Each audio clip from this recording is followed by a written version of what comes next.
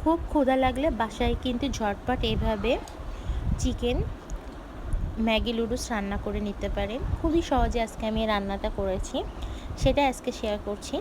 অনেক ক্ষুধা লাগছিল, কি করব চিন্তা করছিলাম, তো মাথায় আসলো ফ্রিজে হচ্ছে মাংস ম্যারিনেট করা আছে। তো চিন্তা করলাম তাহলে ঝটপট করে নুডলসটা রান্না করে ফেলি। এখানে আমি কাবাবের জন্য মাংস ম্যারিনেট করে রেখেছিলাম, সেখান থেকে কিছুটা মাংস আর টমেটো, পেঁয়াজ, কাঁচা ঝাল কেটে নিয়েছি। ম্যাগি নুডলস নিয়েছি, আমি রান্না করব। প্রথমে ফ্রাই প্যানে হচ্ছে তেল দিয়ে নিয়েছি। তেল গরম হওয়ার অপেক্ষা তার মধ্যে পেঁয়াজ আর কাঁচা ঝাল দিয়ে দিয়েছি। পেঁয়াজ আর কাঁচা ঝাল দিয়ে ভালোভাবে নাড়াচাড়া করে নিব। আপনারা চাইলে কিন্তু গোল গোল করে কাঁচা ঝাল কেটে দিতে পারেন। আমার অত সময় ছিল না, খুব খিদা লাগছে বলে আমি কাঁচা ঝাল 2 খণ্ড করে দিয়েছি। তার মধ্যে আমি একটু লবণ দিয়ে নিয়েছি। ঝটপট রান্না করব। ঝটপট রান্না করলে কী হবে, নুডলসটা খেতে কিন্তু অসম্ভব মজার হয়েছিল। পেঁয়াজ একটু হেজে আসলে তার মধ্যে আমি এখন কেটে রাখা টমেটোগুলো দিয়ে দিব। আমি যেভাবে রান্না করি আমি কিন্তু সেভাবে রান্নাটা দেখাচ্ছি। আমি টমেটো কিন্তু একদম বড় করে রাখিনি বা একদমও ছোট করে কাটিনি, এভাবে কেটে দিয়েছি। দিয়ে ভালোভাবে নাড়াচাড়া করে নিব।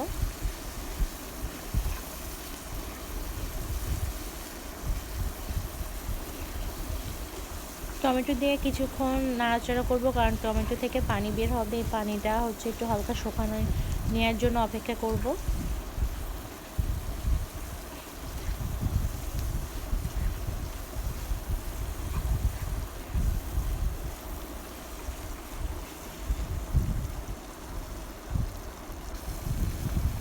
টমেটো কিন্তু অনেকটা গলে আসার মতন হয়েছে, পেঁয়াজটাও ভালো করে হেজে গেছে, আর যতটুকু পানি বেরোনো বের হয়ে গেছে। এখন এর মধ্যে দিয়ে দিব হচ্ছে কাবাবের যে মাংসগুলো ছিল ওইগুলো দিয়ে দিব। বাসায় যে কোনো মাংস ম্যারিনেট করা থাকলে সহজে কিন্তু এভাবে নুডলস রান্না করে নেওয়া যায়।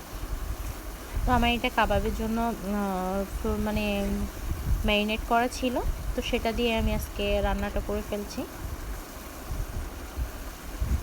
মাংসটা দেওয়ার পরে ভালোভাবে নাড়াচাড়া করে নিব। আর বেশি করে বলতে গেলে কাবাবের যে ম্যারিনেট মাংস দিয়ে রান্না করলে ম্যাগি নুডলস এত মজা হয়, ম্যাগি কেন যে কোনো নুডলসই অনেক মজা হয়। আমি এখানে হালকা পানি দিয়েছি মাংসটা একটু কুক করে নিব বলে, আর টমেটো বাদবাকিগুলোও এর সাথে মিক্সড হয়ে যাবে। বেশি পানি দেওয়া লাগবে না, অল্প পানি দিয়েই হচ্ছে মাংসটা একটু সিদ্ধ হওয়ার জন্য।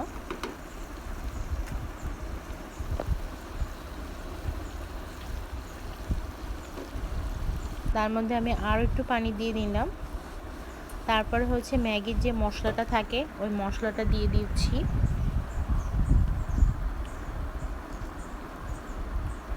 বেশি উপকরণ লাগে না, অল্প কিছু দিয়ে কিন্তু মজাদার নুডলস রান্না করে নেওয়া যাচ্ছে। মশলাটা দেওয়ার পরে পানিটা শুকায় আসছে, তার মধ্যে আমি এখন নুডলস সিদ্ধ করার জন্য পানি দিব। কিছুটা পানি অনেকখানি দিয়ে নিয়েছি। এখন পানিটা টকবক করে ফোটার অপেক্ষায়। আর এই যে নুডলস এখন ভেঙে নিব। নুডলসগুলো আমি 2 খণ্ড করে দিয়ে দিয়েছি ওই পানির মধ্যে টকবক করে ফোটার পরে।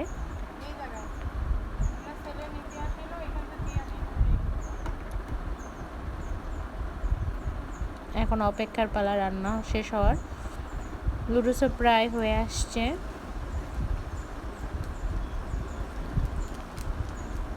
আমি তার মাঝে আরও 1 প্যাকেট ম্যাগি মশলা নুডলসের সাথে দিয়ে দিলাম। এখন নাড়াচাড়া করে নিব। সেই ঘ্রাণ বেরোচ্ছে আর খেতেও অনেক মজা হয়েছিল। খাওয়ার পরে ভয়েস দিচ্ছি, একটু পানি শুকানোর অপেক্ষা করছি।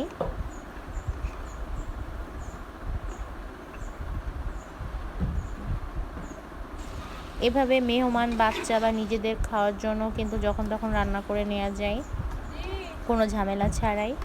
আর রাঁধতে কিন্তু বেশিক্ষণ লাগে না, অল্প টাইমে কিন্তু রান্নাটা হয়ে যায়। আমার এই যে লাস্ট ফিনিশিং রান্নাটা একটু মাখা মাখা হয়েছে, অনেক মজাদার টেস্টি নুডলস রান্না রেডি। তো আমার নুডলস রান্না আপনাদের কাছে কেমন লেগেছে কমেন্টের মাধ্যমে কিন্তু জানাতে পারেন। ঝটপট নুডলসটা আজকে রান্না করে নিলাম।